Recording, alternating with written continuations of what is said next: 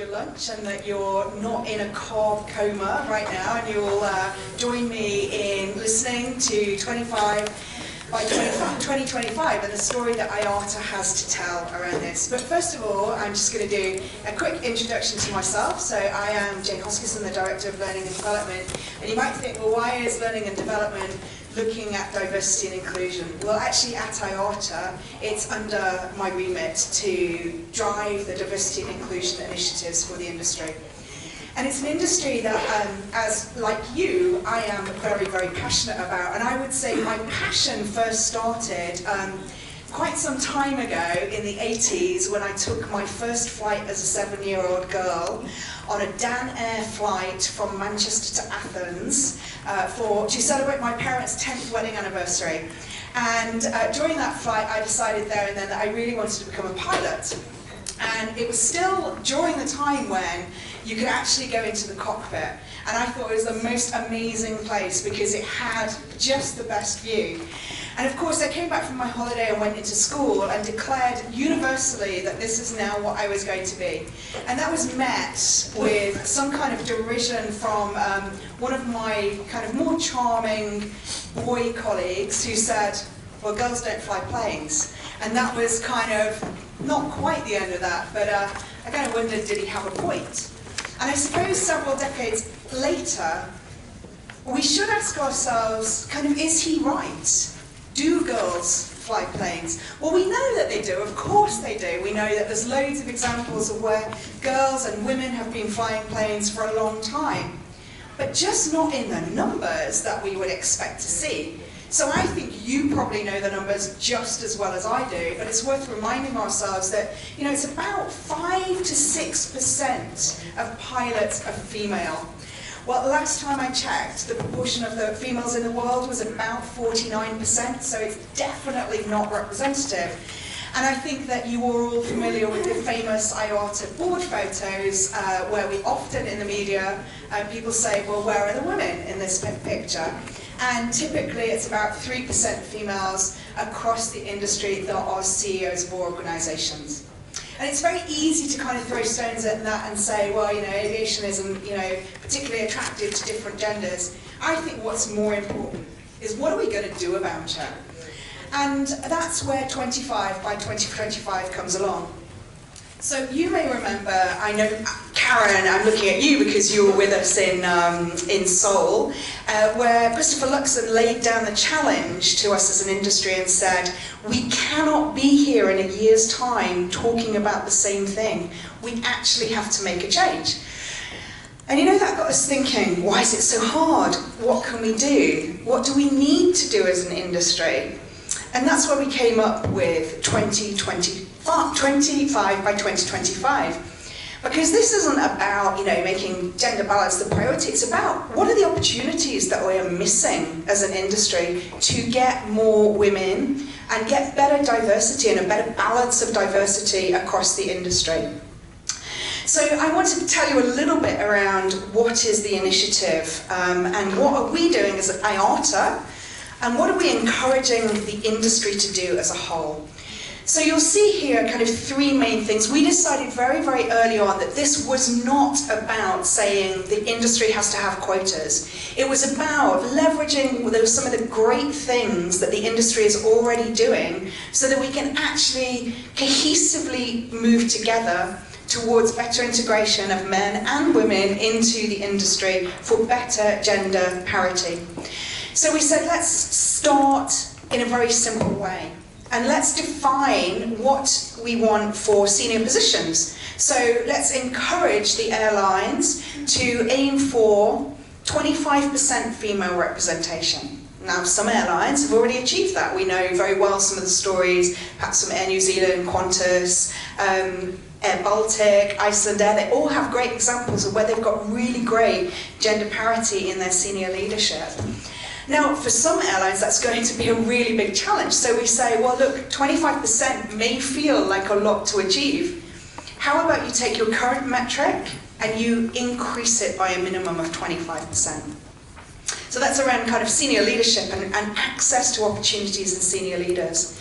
We also ask the airlines to take a look at their underrepresented roles. Now, for many, many airlines, that means pilots and their pilot population, and see whether they can achieve 25% or, again, increase from where they currently are over the next 5 years by 25%.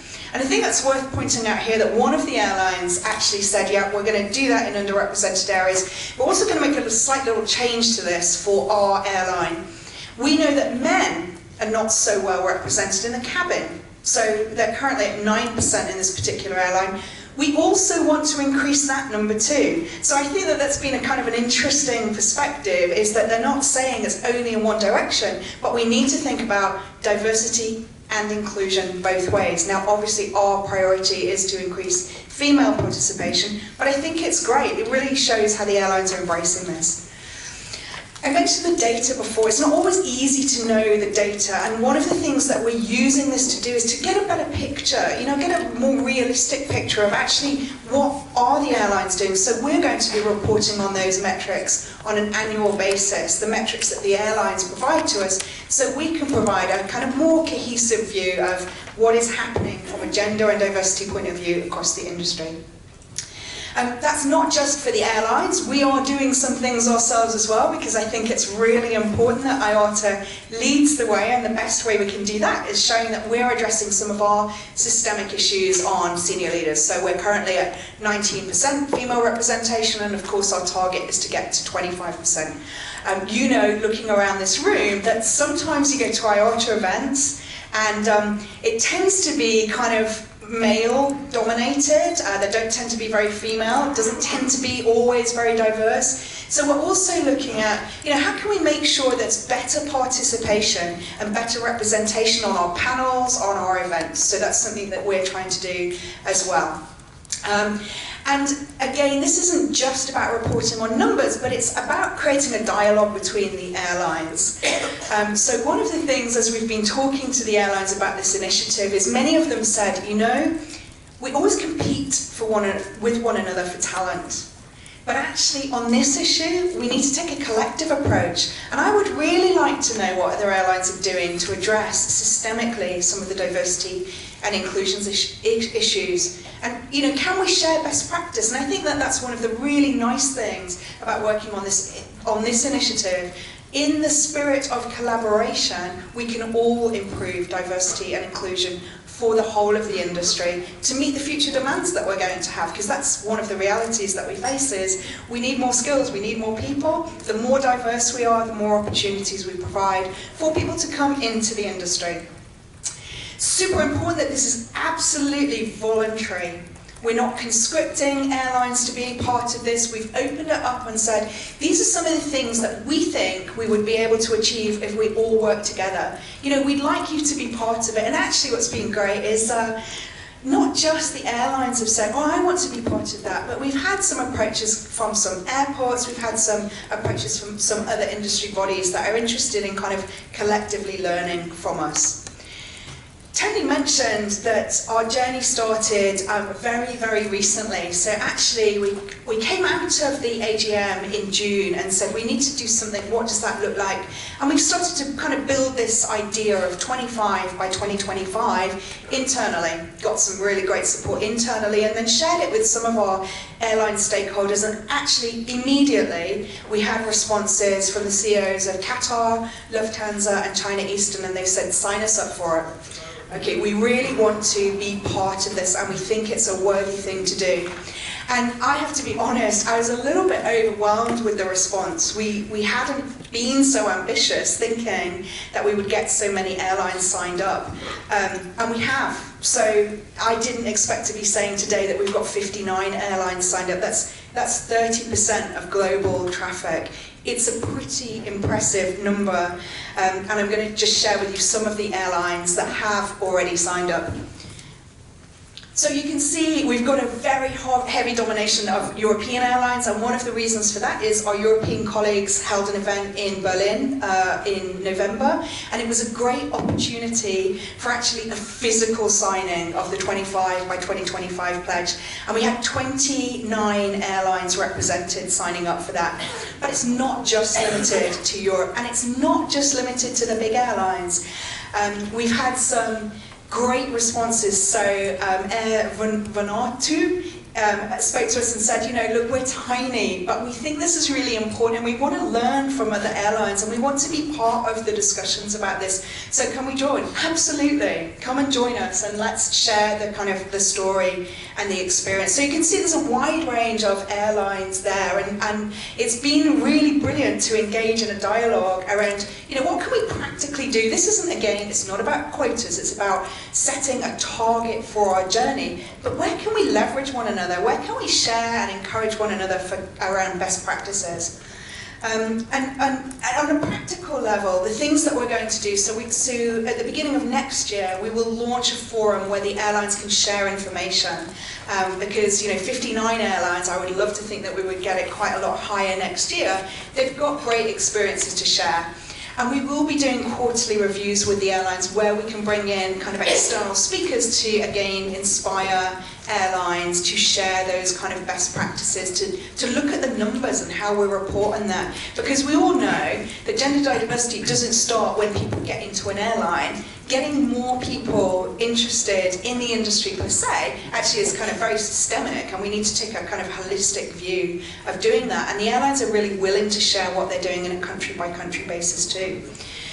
And in May we will bring everyone together to a round table in Paris, where again we'll start looking at what tangible actions can we take as an industry that will help support us on this journey.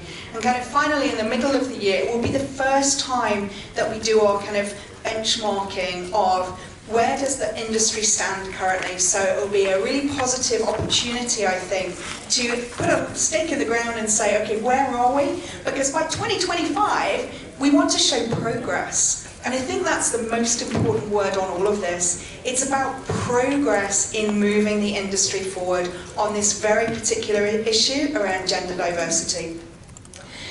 And we would like to, encourage people to join that journey. But I actually have a request for you too. We actually need your help.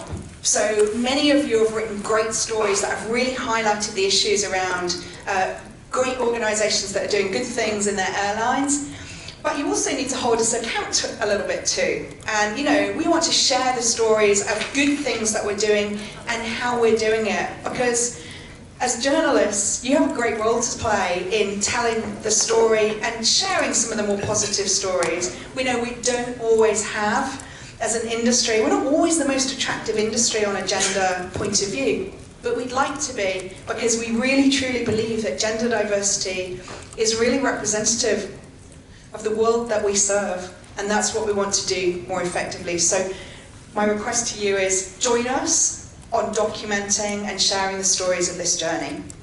Thank you. Great, thanks very much, Jane.